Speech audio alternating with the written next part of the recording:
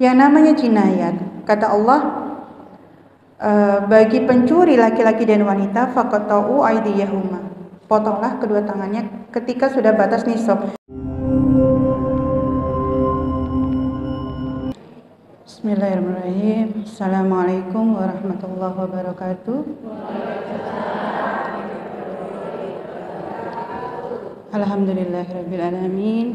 Alhamdulillahilladzi arsala rasulahu bil huda wa dinil haq liyudhhirahu 'ala dini kulli wa kafa billahi syahida. Asyhadu an la ilaha illallah wa asyhadu anna Muhammadar Rasulullah. Allahumma shalli 'ala sayyidina Muhammad wa 'ala ali ala sayyidina Muhammad. Rabbi israh li sadri wa yassir li amri wahlul 'uqdatam min lisani yafqahu qawli ma'badu. Ibu-ibu yang dirahmati Allah, pertama-tama saya mohon maaf atas keterlambatan karena kesalahan membaca map ya Bu. Dan tadi juga diantar sama Bapak suami, jadinya biasa ya Bu, kita ngikut yang di depan. Jadi udah muter-muter aja sampai akhirnya muter-muter 2 kali gitu nggih. Ngapunten. Nggih. Yang kedua, syukur alhamdulillah kita panjatkan puji syukur kehadirat Allah atas perkenannya, kita diberikan Allah kesempatan, kita diberikan nikmat Allah berupa nikmat usia, nikmat waktu nggih Bu nggih. Panjenengan bisa hadir ke forumnya insyaallah penuh dengan keberkahan.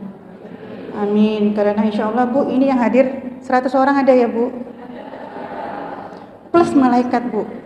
Ada malaikat insyaallah di tengah-tengah kita. Nggih, insyaallah kelak bisa menjadi amal jariah kita semua ya Bu. Nyenengan datang ke sini itu meluangkan waktu, itu adalah sedekah waktu. Begitu pula dengan jenengan pasti juga ada, sekiranya barangkali ada yang jauh, nah itu juga sedekah ya Bu. Nah begitu. Hal yang pertama harus kita syukuri saat ini adalah kita kurang berapa hari lagi Bu, insya Allah untuk menemui bulan yang paling mulia ini. Pasnya berapa pasnya? Nggih, insya Allah kurang tidak sampai 2 minggu lagi nggih. Karena sudah Sya'ban, sudah pertengahan nisfu Sya'ban, insya Allah sudah setengah separuh begitu ya. Semoga insya Allah ke depan panjenengan semua diberikan Allah panjang umur, bisa menemui bulan Ramadan begitu ya Bu. Sebagaimana kita tahu bahwasanya terkait dengan dalil Ramadan ini dalam surat Al-Baqarah ini sudah maklumun ya Bu ya. Ya ayyuhalladzina amanu kutiba alaikumusiyam. Wahai orang-orang yang kalian beriman. Ini ada beberapa poin Ibu. Kalian beriman. Kutiba alaikumusiyam. Telah diwajibkan atasmu untuk siam. Siam itu adalah saum atau puasa. Kama kutiba alal ladina min qablikum. Sebagaimana telah diperintahkan kepada orang-orang yang sebelum kalian. La'allakum tatakun. Ini adalah tujuan utama daripada ketika nanti kita memenuhi bulan Ramadan Bu. Tujuannya apa Bu? Bertakwa. Apa mana takwa itu? Ada 4 indikasi takwa itu dipengaruhi oleh apa saja. Yang pertama itu adalah akidah. Yang kedua adalah taat syariat. Yang ketiga adalah qanaah. Dan yang keempat adalah amal ahsan. Mboten usah dicatat nggih Bu, nanti insya Allah saya share ini PPT-nya saya berikan kepada Bu Evi. Nggih, Bu Evi kok nggak kelihatan ya? Oh wonten. Oh nggih, ngapunten. Nggih, nanti saya akan kirimkan ke beliau gitu kan. Jadi jenengan sakit mendengarkan saja. Biasanya kalau kita menulis sama mendengarkan itu kurang fokus begitu nggih. Kita kan oncei satu-satu ya Bu. Yang pertama, bismillah. Akidah atau yang kita kenal dengan iman atau keyakinan. Maka dalam surat apa nih Bu? Yang kelima itu adalah surat Pinter. Maaf ya, tidak ada ini apa namanya?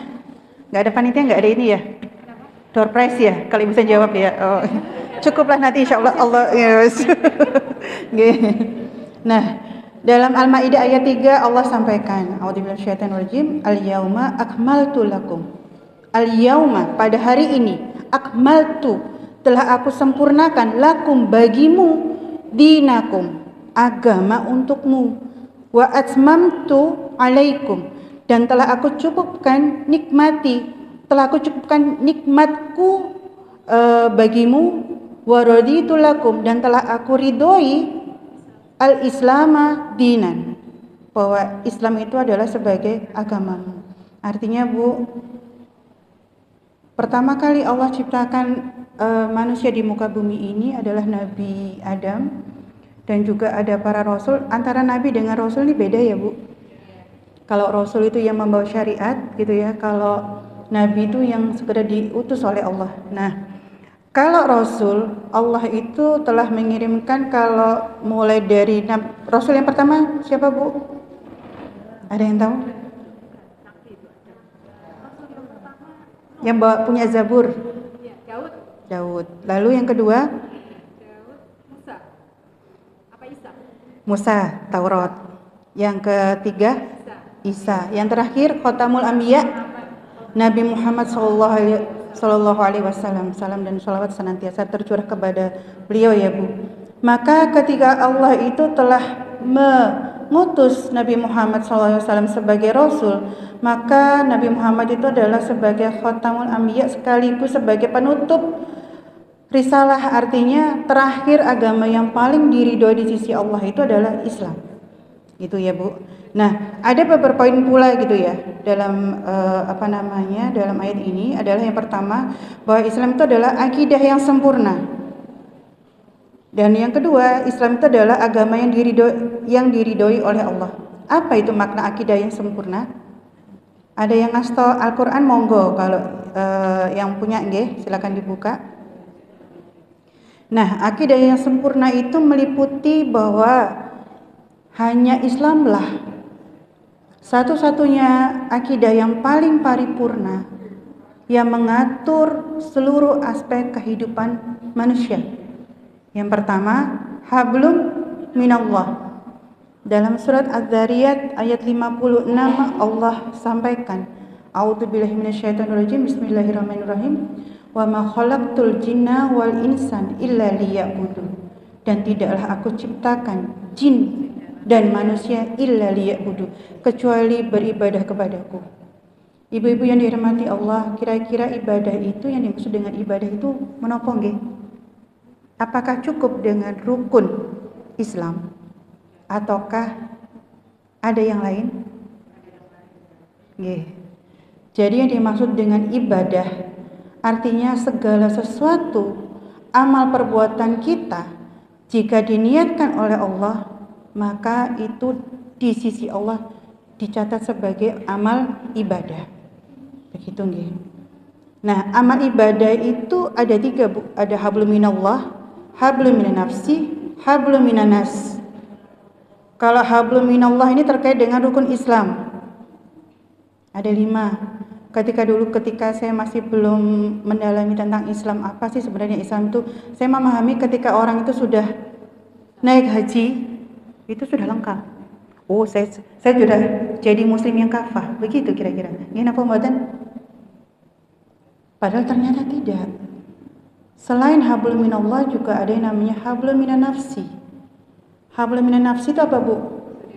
Untuk diri kita sendiri, terkait dengan makan, minum, berpakaian. Kalau makan minum, hukum asal benda itu adalah halal sepanjang tidak ada syariat yang mengharamkan. Jadi semua itu halal Bu, makanan, minuman, kecuali yang sudah diharamkan oleh Allah. Itu yang makan minum. Yang selanjutnya adalah berpakaian. Berpakaian kalau untuk laki-laki dan wanita itu ada batasan aurat. Kalau yang laki-laki adalah dari pusar sampai bawah lutut. Nah, kalau berada di swimming pool banyak aurat ya Bu. Meskipun bapak-bapak ya. Nah itu. Kemudian kalau batasan aurat wanita, dalam surat An-Nur ayat 31 Allah ingatkan, ulurkanlah khimar. Yang dimaksud dengan khimar itu adalah ini Bu, kerudung. Silakan nanti jenengan cek ya. Ada di, sekarang sudah jenengan itu kalau mau mencari di Mbak Google atau Om Google, itu pinter Bu. Silakan jenengan cek. Yang dimaksud dengan An-Nur 31 itu adalah khimar. Khimar itu adalah kerudung, ilal juyub. Juyub itu adalah dada. Ini ada ada khilafiyat ya. Sebagian ulama ada yang menyampaikan juyub itu sampai ke kancing bagian atas. Makanya dengan kalau perso, saudara-saudara muslim kita yang ada di Arab sana begitu ya. Beliau kalau pakai kerudung itu kan cukup sampai di atas begini kan. Itu boleh. Tapi jangan lupakan yang kedua, yakni apa? Dalam Al-Ahzab 59 Allah ingatkan.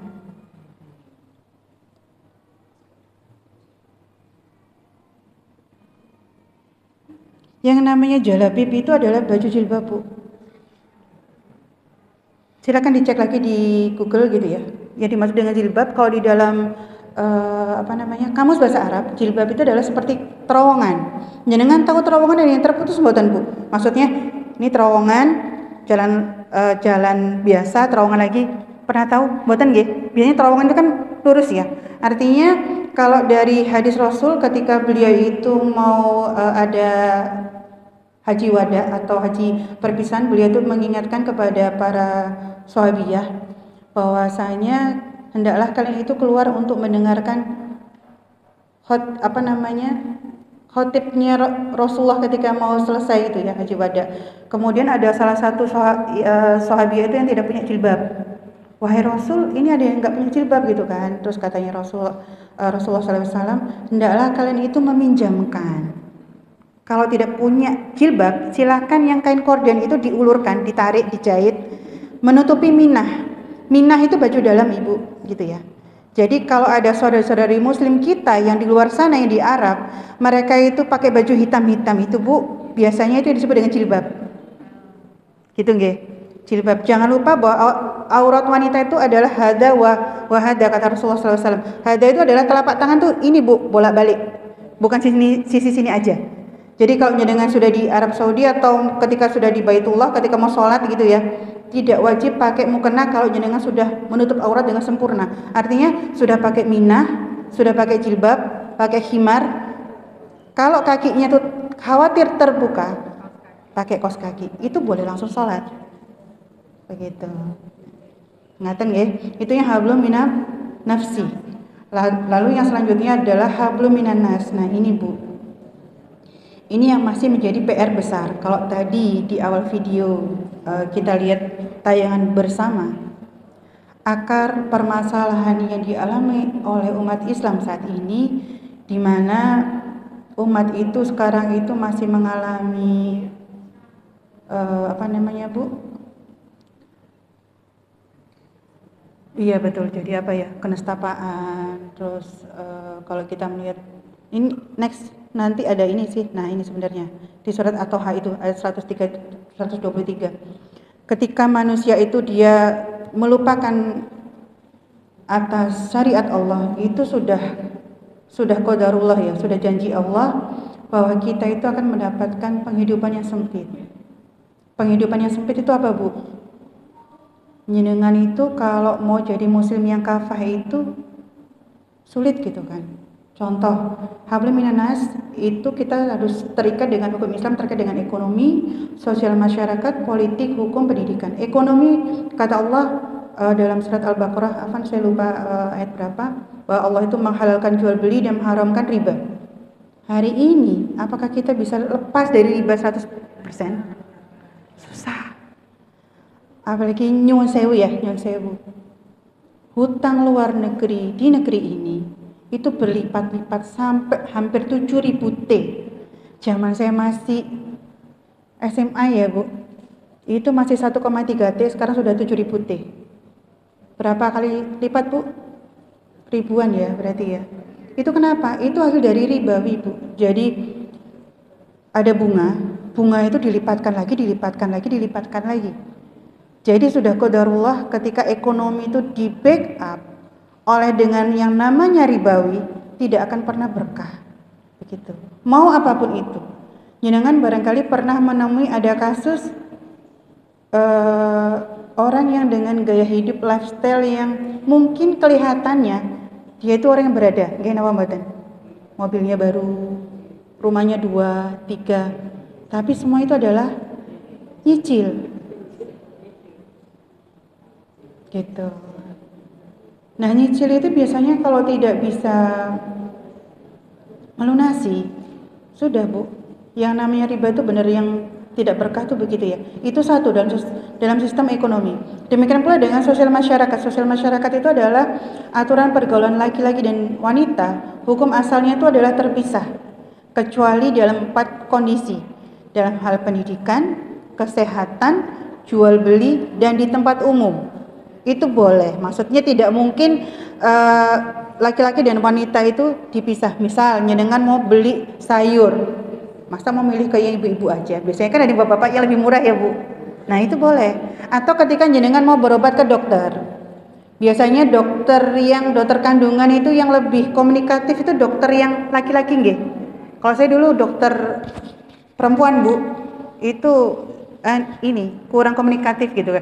Itu diperbolehkan. Demikian pula dengan pendidikan. Jenengan mau mencari ilmu kepada ustadz itu boleh gitu ya. Atau di tempat umum gitu kan. Sekalipun di beberapa kota metro itu ada yang seperti trans untuk wanita itu ada, terus kemudian KRL yang wanita itu ada, tapi tidak semua kota metro gitu ya Bu. Nah itu jadi hukum asal pergaulan laki-laki dan wanita itu adalah dipisah, tidak boleh ikhtilat, tidak boleh khalwat. Walhasil karena sekarang kaum muslimin itu meninggalkan aturan pergaulan atau nidom ijtima gitu ya, yang sesuai dengan syariat Islam, maka tidak usah heran ada yang namanya pebinor, pelakor, dan perebut laki-laki orang itu bukan wanita sekarang ya Bu. Ada yang dari kalangan pelangi kan, naudzubillah min dzalik. Itu lebih ngeri lagi. Naudzubillah min dzalik. Nah itu Bu, itu ketika memang aturan Allah ditinggalkan. Demikian pula dengan hukum gitu ya. Beberapa waktu yang lalu ada Bu, seorang laki-laki dia itu demi untuk memberikan kado untuk pacarnya, dia rela untuk mencuri handphone demi untuk memberikan kado. Nah, dalam Islam yang namanya jinayat, kata Allah, bagi pencuri laki-laki dan wanita faqata'u aydiyahuma, potonglah kedua tangannya ketika sudah batas nisab. Nisabnya itu berapa Bu? 1/4 dinar, atau kalau dirupiahkan tuh hampir kurang 1 juta gitu kan. Handphone hari ini tuh kan di atas 1 juta ya Bu. Nah kalau dalam Islam itu sudah kena itu. Apalagi ketika ditanya alasan mencurinya itu adalah untuk apa. Ketika alasan mencurinya itu untuk menafkahi keluarganya, untuk makan minum, itu akan dilepas. Tapi manakala untuk misalkan seperti itu, ya bisa kita bayangkan ya Bu. Dan aturan Islam, hukum Islam itu, hukum pidana Islam itu ketika diterapkan, fungsinya itu adalah 2 ya Bu. Zawabir dan zawajir. Zawabir itu apa? Zawabir itu adalah penebus. Penebus itu artinya ketika seseorang itu sudah diberikan had hukuman dari Allah, maka di yaumil akhir dia tidak akan dimintai pertanggungjawaban. Ada contoh? Ada seorang wanita, dia mengaku kepada Rasul, mengaku bahwa dia sudah berzina. Kata Rasul, masa? Ada saksi? Enggak Rasul. Tapi pengakuan itu adalah yang bukti yang paling kuat. Maka ketika dia mengaku kepada Rasul bahwa dia sudah hamil, kata Rasulullah SAW, udah kamu hamil dulu, melahirkan sampai 9 bulan. Udah 9 bulan, menghadap lagi kepada Rasul, kata Rasulullah SAW, susuin dulu sampai 2 tahun. Setelah 2 tahun, menghadap lagi kepada Rasul sampai akhirnya hadnya dia itu dilaksanakan oleh Rasulullah SAW. Apa itu hadnya? Bagi yang sudah menikah, kalau yang belum menikah, dia harus didera 100 kali. Kalau yang sudah menikah harus dirajam. Tahu Bu, gambarnya dirajam seperti apa? Bukan yang dipenggal, bukan ya. Itu sangat enak. Betul, jadi dilakukan di tengah lapangan, ditanam tubuhnya, tinggal kepalanya, disiapkan kerikil-kerikil kecil, dilempar. Pelan, nggak boleh pakai batu yang gede, nggak boleh Bu, langsung mati. Pelan, sampai akhirnya wanita tadi meninggal. Dan tahu apa yang terjadi? Ada salah satu darah yang terciprat, bukan salah satu darah ya, ada darah yang terciprat ke bajunya Umar bin Khattab. Dan Umar itu jijik gitu kan, bekasnya orang yang zina. Tahu apa nikahnya Rasulullah? Kata Rasulullah SAW, wahai Umar, ketahuilah Ketika dia sudah meminta hukum had Allah itu ditegakkan atas dirinya, maka pada saat itulah dia itu sudah disucikan oleh Allah, maka insya Allah di yaumil akhir dia tidak akan dimintai pertanggungjawaban lagi. Itu namanya zawabir. Yang kedua adalah zawazir. Zawazir itu apa, Bu? Pencegah. Bisa dibayangkan, Bu, kalau hati itu diterapkan di negeri ini, kira-kira masih ada yang berani mau berzina? No. Saya bisa pastikan orang akan mikir 2 kali. Atau mungkin untuk anak sekarang itu, subhanallah ya Bu, pergaulannya itu sangat mengerikan begitu ya. Apalagi kalau sampai tidak punya pacar, nanti dapat julukan Jones, itu malu mereka. Tahu ya Bu Jones? Jomblo ngenes. Gitu. Nah, demi untuk tidak Jones, mereka rame-rame cari pacar, kan begitu. Nah, itu kenapa seperti itu kembali, Bu? Bahwa akidah yang sempurna ini akan bisa diterapkan secara kafah atau menyeluruh manakala di backup atau didukung oleh 3 elemen yang mendasar. Yang pertama, apa, Bu?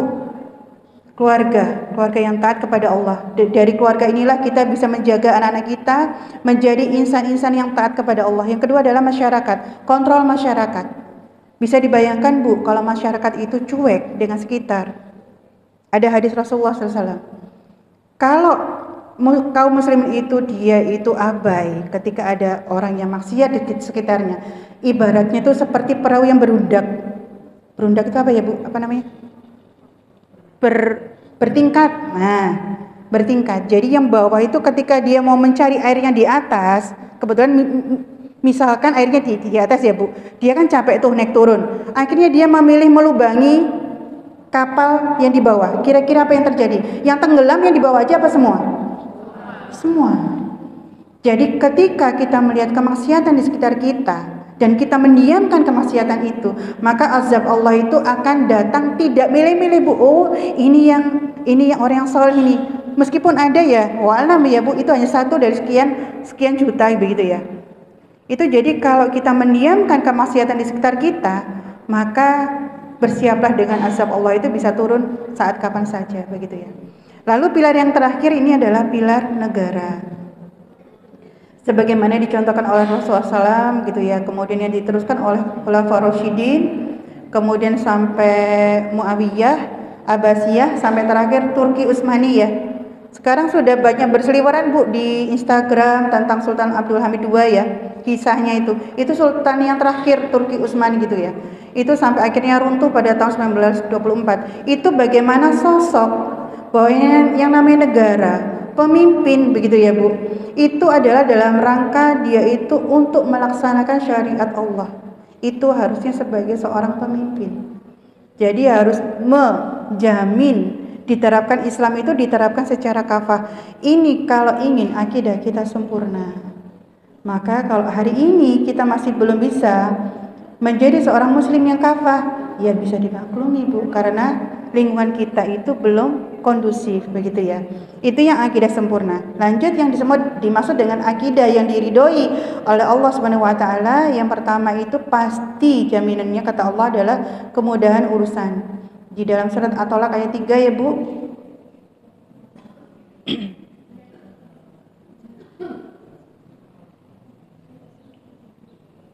Langsung saya bacakan artinya ya. Dan dia memberikan rizkinya dari arah yang tidak disangka-sangka, dan barang siapa bertawakal kepada Allah, niscaya Allah itu akan mencukupkan keperluannya. Sesungguhnya Allah akan melaksanakan urusannya. Sungguh Allah telah mengadakan ketentuan bagi setiap sesuatu. Ibu-ibu yang dirahmati Allah, jika memang kita itu benar-benar mengaku cinta kepada Allah, begitu ya, taat kepada Allah, maka ini adalah janji Allah. Jadi kita itu akan dicukupkan keperluan kita di dunia ini oleh Allah.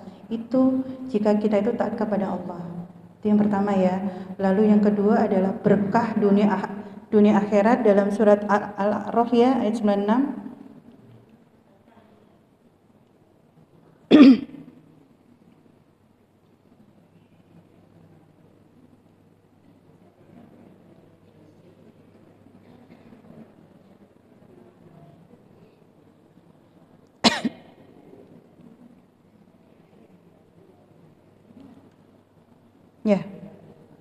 Dan sekiranya penduduk negeri beriman dan bertakwa, pasti kami akan melimpahkan kepada mereka berkah dari langit dan bumi. Tetapi ternyata mereka mendustakan ayat-ayat kami, maka kami siksa mereka sesuai dengan apa yang telah mereka kerjakan. Ibu-ibu yang dirahmati Allah, sebenarnya hari ini kita itu azabnya itu nggak langsung diberikan sama Allah. Gini pembuatan. Kalau zamannya para nabi gitu langsung ya Bu, kayak kaumnya Nabi Lut itu langsung dibalik ya.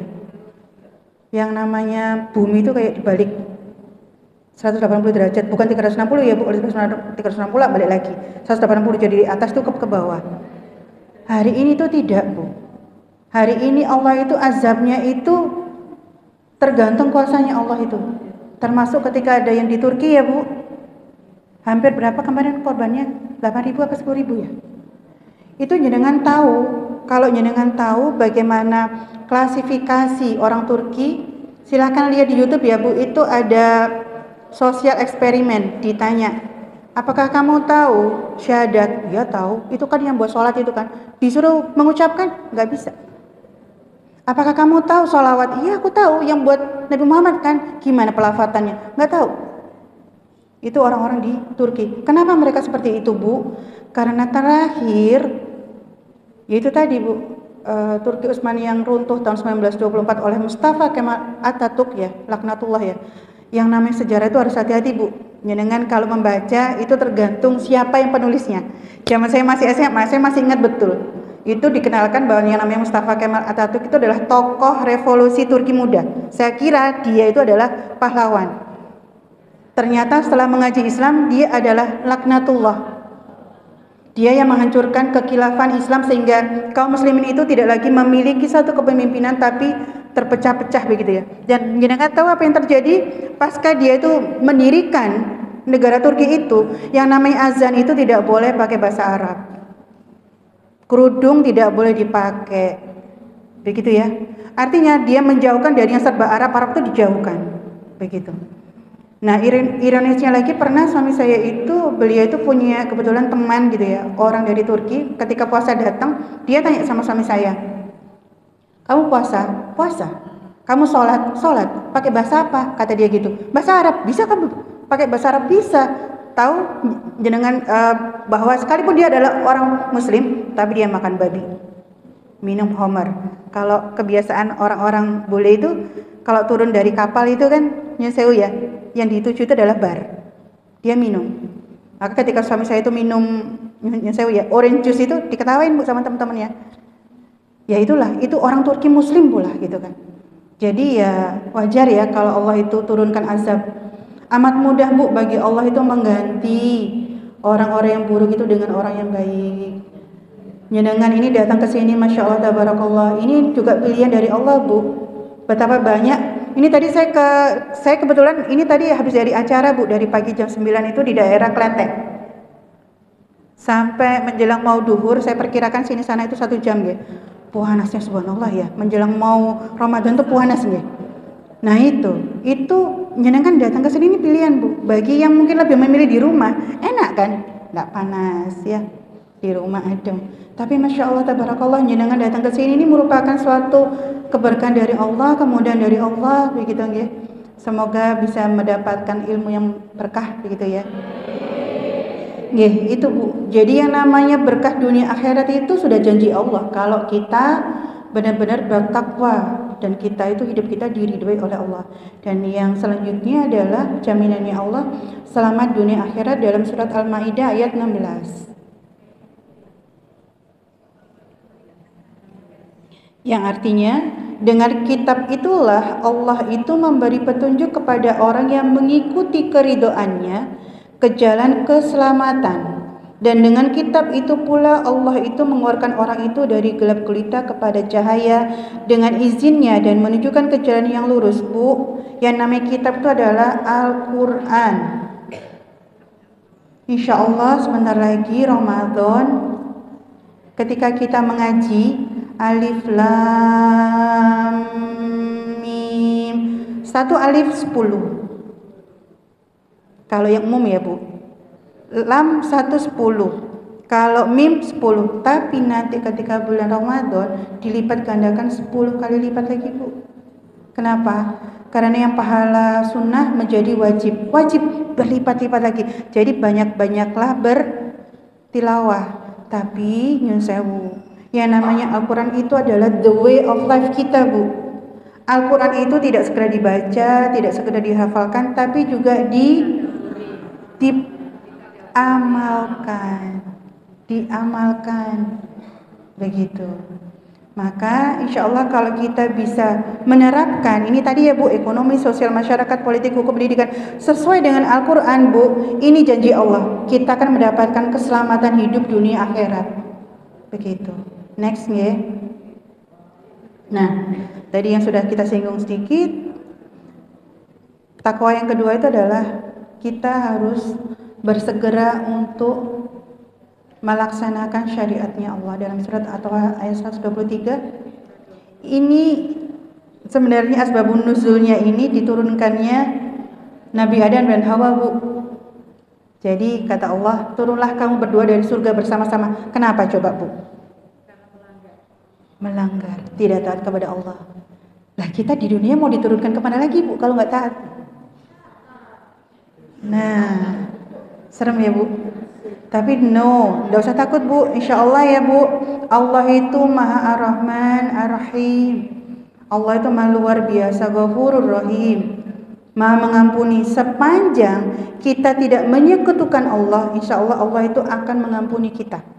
Gitu kan? Nah, cuma diingatkan oleh Allah di sini bahwasanya maka fa'ima ya'tinakum minni, jika kalian itu datang kepadamu petunjuk dariku, hudan itu adalah petunjuk, famanittaba'a, ini Bu, maka dia harus mengikuti petunjuk, gitu kan.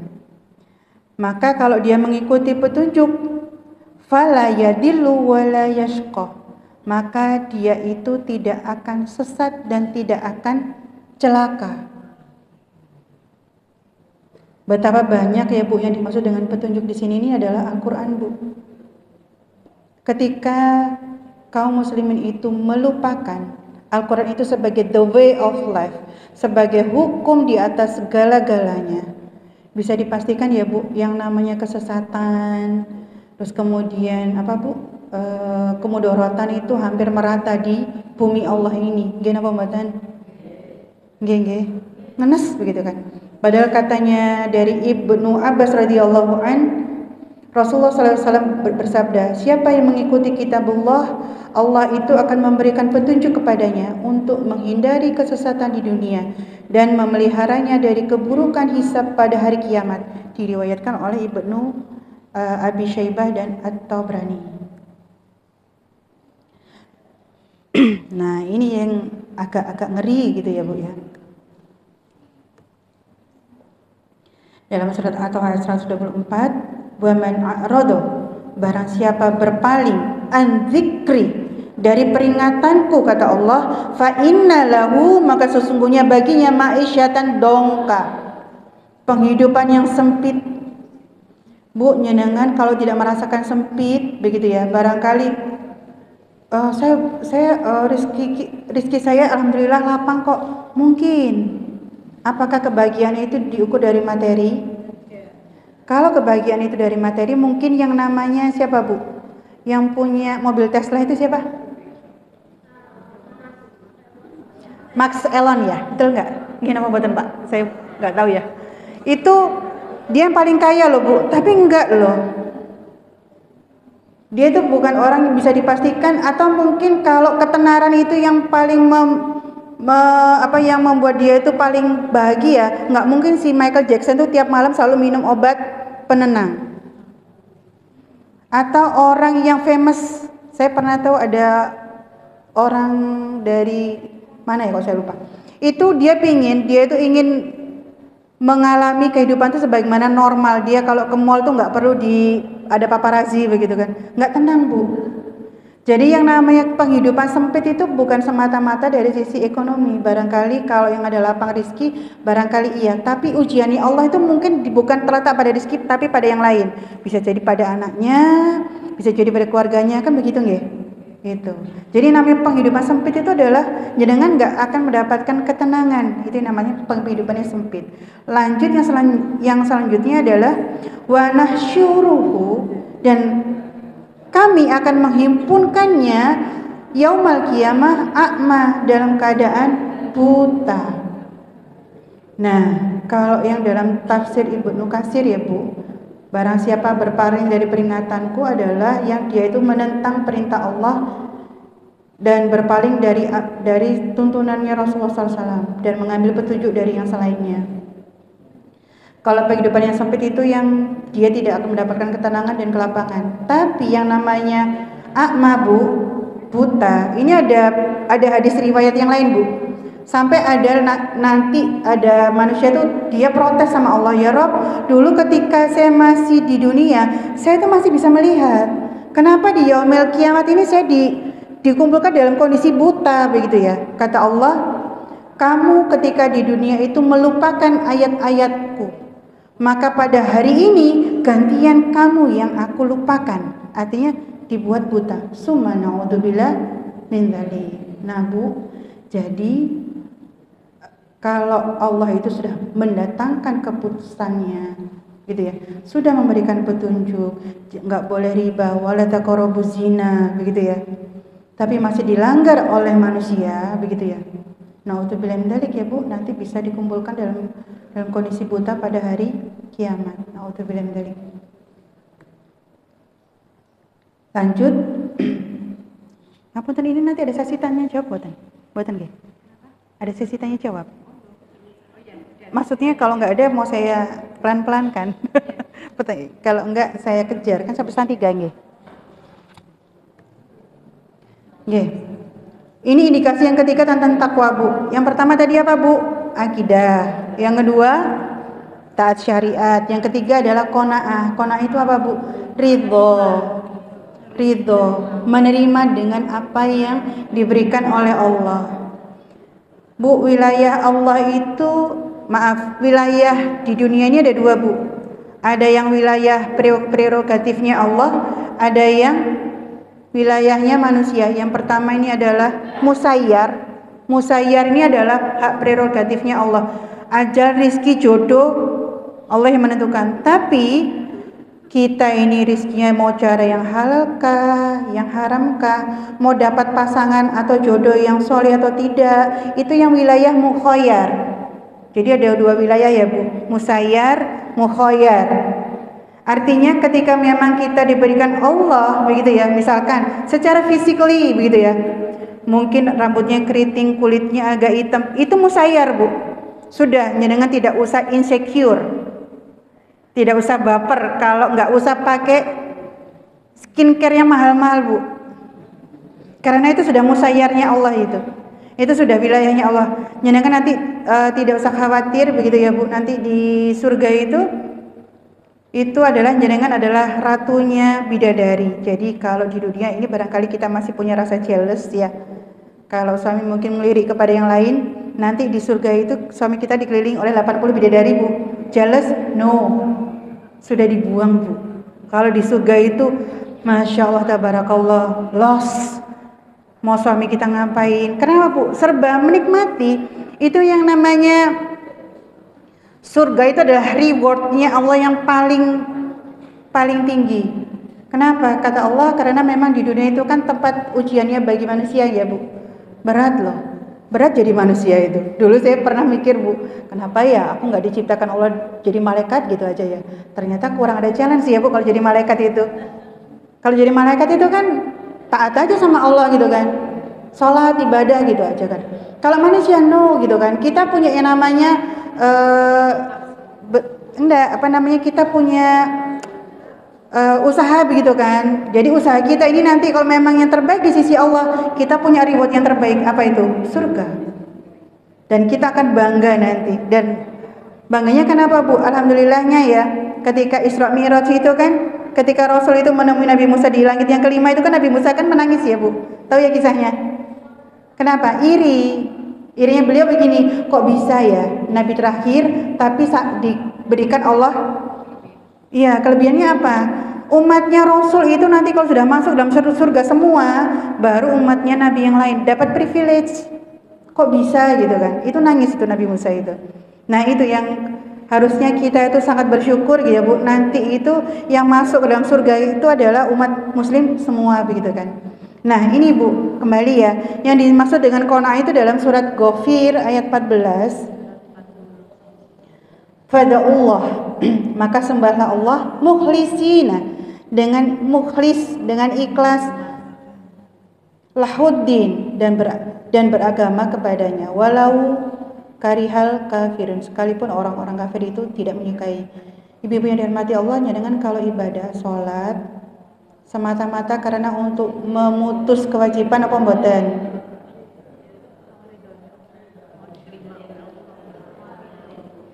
Kalau lagi normal, kalau lagi inget khusyuk ya Bu ya, bismillah gitu kan, Allahu Akbar gitu kan. Kalau dari itu ikhlas itu kan fokus ya Bu, khusyuk.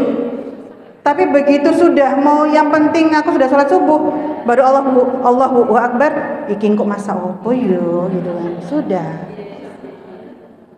Ya, memang berat Bu. Yang namanya ikhlas ya. Ikhlas untuk taat kepada Allah itu godaannya banyak Bu, pasti itu. Kenapa? Si S saja dia nggak mau ke neraka itu sendirian kan. Makanya dia akan mencari cara supaya celah itu, supaya orang-orang mukmin itu dia lengah gitu kan.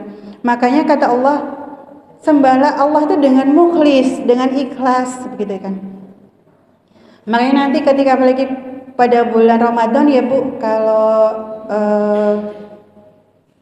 untuk kunci kesuksesan Ramadan itu adalah jenengan tingkatkan amal ibadah nafilah. Mohon izin nggih, apunten. Sudah faktor U. Jadi amal nafilah itu adalah kalau jenengan tidak terbiasa sholat rawatib ada berapa rakaat Bu?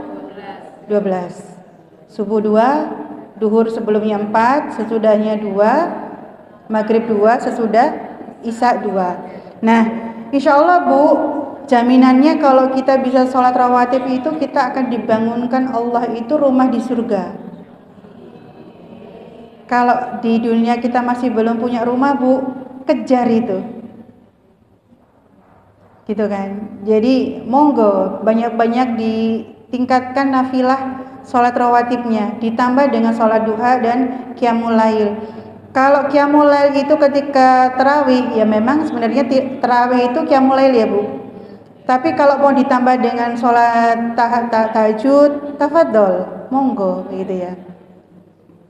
Nah, jangan lupakan tentang apa yang dimaksud dengan ikhlas ya Bu.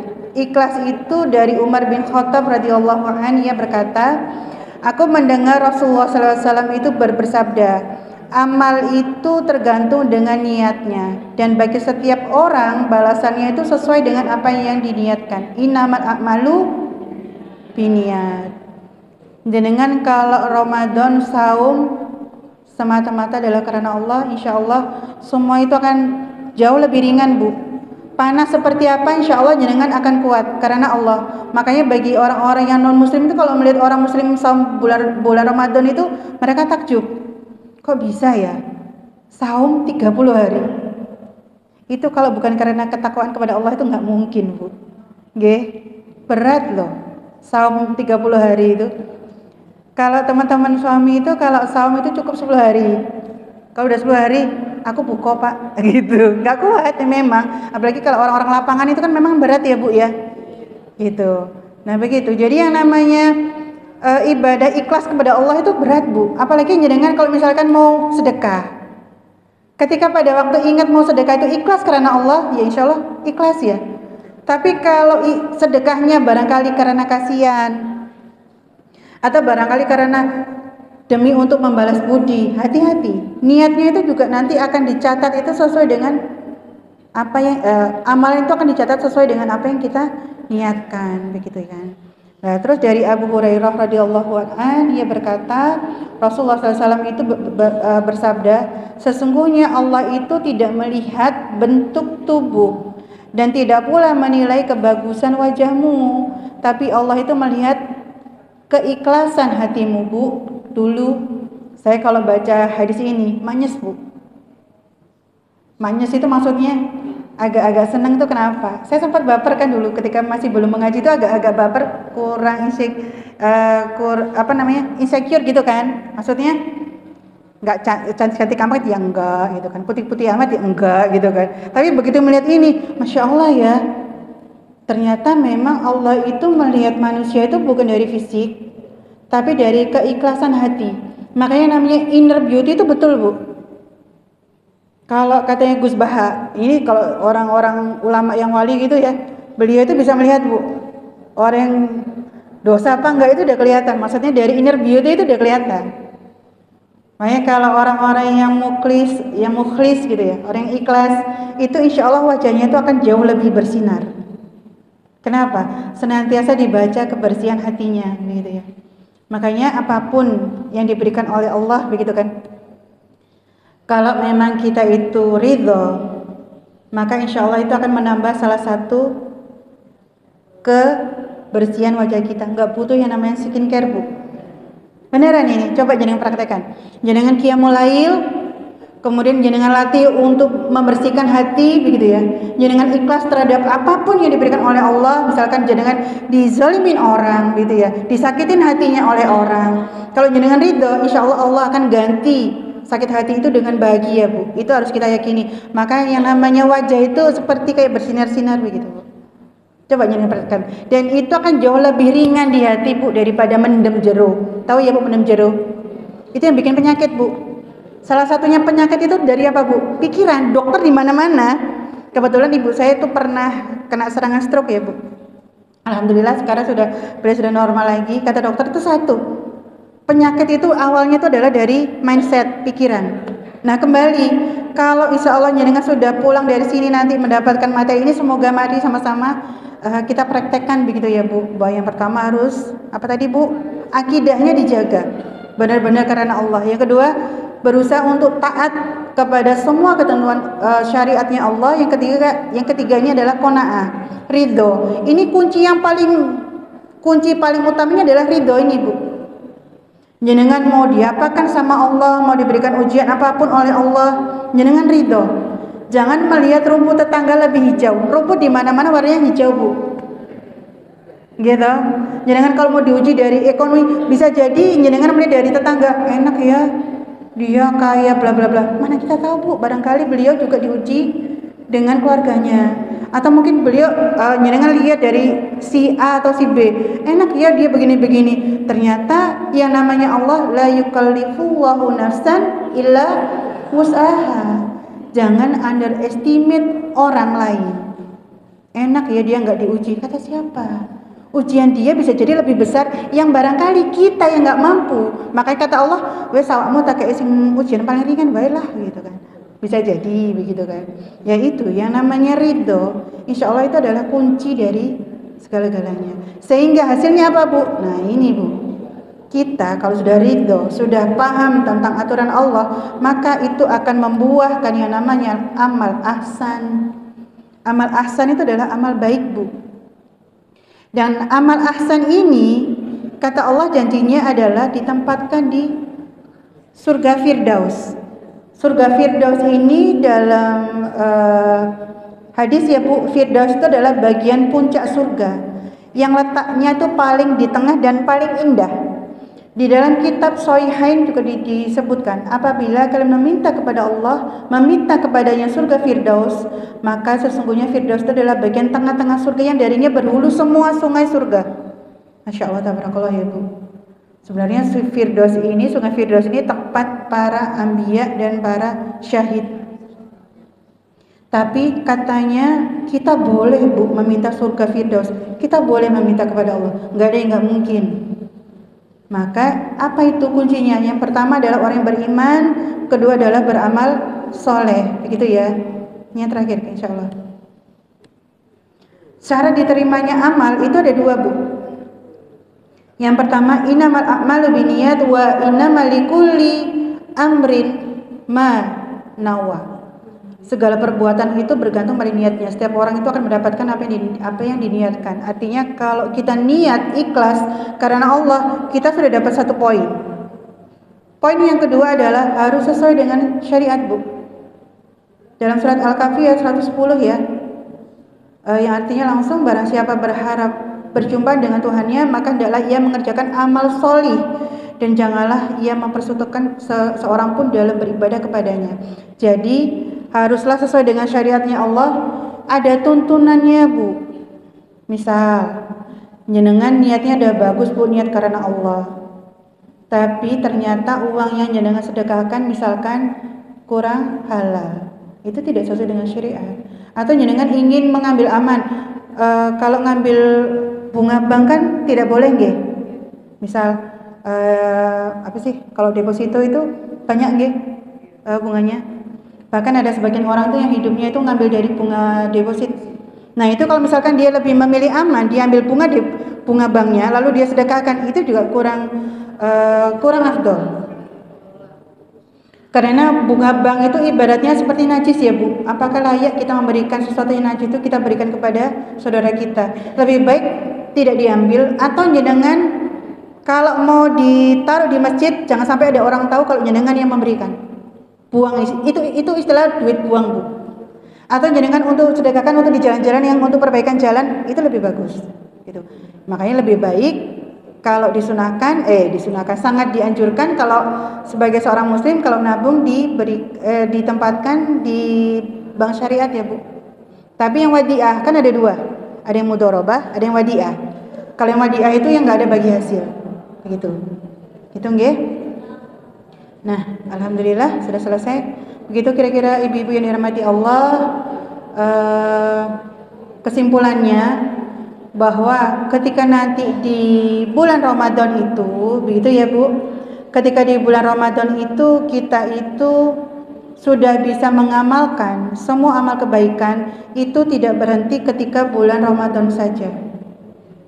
Tapi yang namanya takwa hakiki itu yang berkesinambungan, dijaga, Bu. Mulai dari Ramadan yang besok sampai Ramadan tahun depan jenengan itu stabil. Itu yang dimaksud dengan ketakwaan yang hakiki. Kalau kita rasakan ya rindu dengan perjumpaan dengan bulan Ramadan, kenapa, Bu? Karena kan bulan penuh berkah ya, Bu. Coba bayangkan 11 bulan yang lainnya itu juga penuh dengan keberkahan. Masya Allah, tabarakallah ya. Itu ketika manakala itu tadi kita bisa menerapkan Islam itu secara kafah. Ketika belum, ya seperti sekarang ini kita hanya menemui satu bulan yang penuh maghfirah, penuh berkah gitu ya. Dan semoga insya Allah kita diberikan Allah kesehatan semuanya, bisa melaksanakan amal ibadah di bulan Ramadan dengan optimal, dan semoga kita bisa mendapatkan gelar faizun, orang-orang yang mendapatkan kemenangan dari Allah. Dari saya cukup sekian. Saya mohon maaf. Assalamualaikum warahmatullahi wabarakatuh.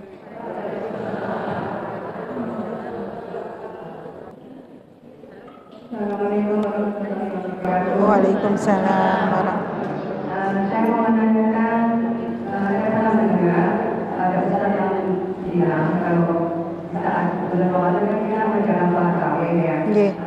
Itu kita sudah mendapat kalau kita menjalankan sampai selesai sampai zikir, itu nanti kita dapat seperti ibadah malam dulu.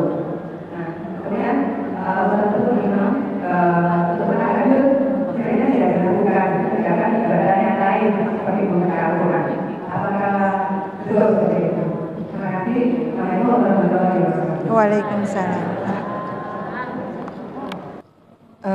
Bismillahirrahmanirrahim. Kalau terkait dengan pendapat ya, Bu, fikih, itu kan fikih ya. Jadi semua itu kembali kepada keyakinan masing-masing. Dan jenengan mau ikut yang mazhab yang mana? Kalau ulama itu beliau menyampaikan bahwa lebih baik mengerjakan amal yang lain daripada sholat tahajud, tafadhol. Kalau memang meyakini beliau itu menganggap beliau itu bisa melaksanakan amal ibadah yang lain, misalkan tadarus sampai pagi hari begitu kan. Tapi kalau kita lebih memilih untuk qiyamul lailnya selain tarawih itu dengan sholat tahajud begitu ya, itu juga insya Allah itu di hadapan Allah tuh nggak ada yang sia-sia, Bu, bagi saya pribadi. Ngapunten kalau saya ada kekilafan.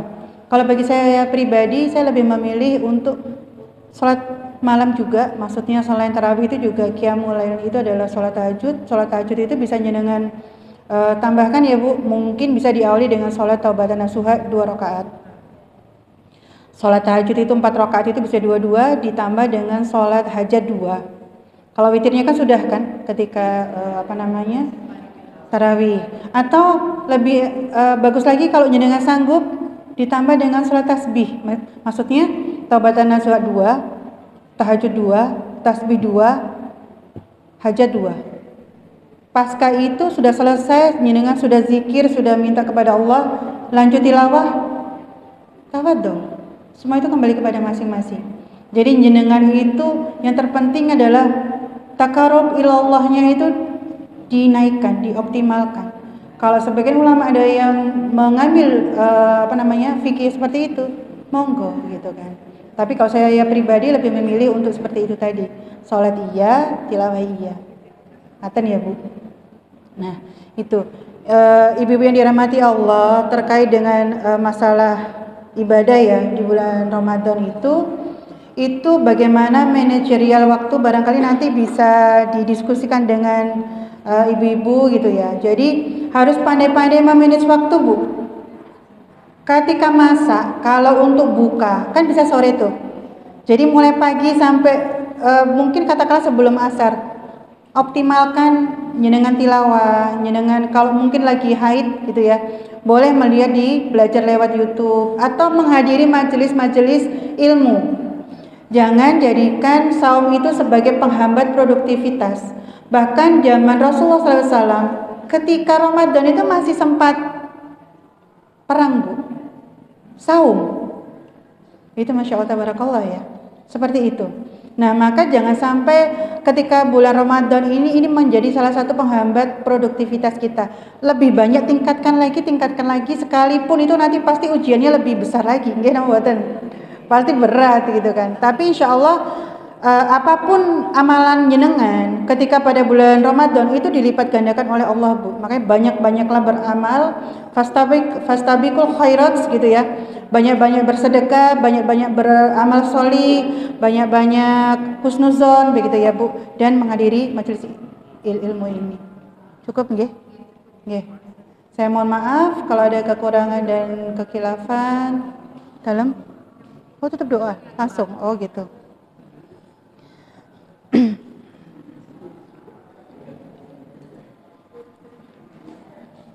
Ya, ibu-ibu yang dirahmati Allah, monggo kita tundukkan hati kita kepada Allah. Kita mohon ampunan kepada Allah. Semoga apa yang saya sampaikan pada hari ini ketika ada kekurangan dan kekeliruan, saya mohon ampun kepada Allah. Kalaupun ada yang baik, semoga bisa memberikan keberkahan bagi kita semua. Amin amin. Astaghfirullahaladzim, astaghfirullahaladzim, astaghfirullahaladzim. Hamdan yuwafi ni'amahu wa yukafi'u mazidah. Ya Rabbana lakal hamdu kama yanbaghi li jalali wajhikal karimi wa 'azimi sultanik. Allahumma ighfir lana dhunubana wa dhunuba abaina wa ummahatina wa masyayikhina wa jami'il muslimina wal muslimat wal mu'minina wal mu'minat al ahya'i minhum wal amwat. Allahumma inna nas'aluka al huda wa tuqa wal afafa wal ghina. Allahumma in kana rizquna fis samaa'i fa anzilhu wa in kana fil ardi fa akhrijhu wa in kana haraman fatahhirhu wa in kana ba'idan faqribhu bihaqqi qadrika ya arhamar rahimin. Allahumma ja'al auladana min ahli tuqa wa ahli khair wa ahli ilmi wa ahli ibadah wa ahli Quran wa ahli salamah wa ahli jannah wa la taj'alna wa iyyahum min ahli thair. Rabbi ja'alni muqimas salati wa min dhurriyyati rabbana wa taqabbal du'a. Rabbana hab lana min azwajina wa dhurriyyatina qurrata a'yun waj'alnil muttaqina imama. Rabbi habli minas sholihin, Rabbi habli minas sholihin. Rabbana atina fid dunya hasanah wa fil akhirati hasanah wa qina adzabannar. Subhanakallah rabbika rabbil izzati amma yasifun wa salamun alal mursalin walhamdulillahi rabbil alamin bi barakatil Fatihah.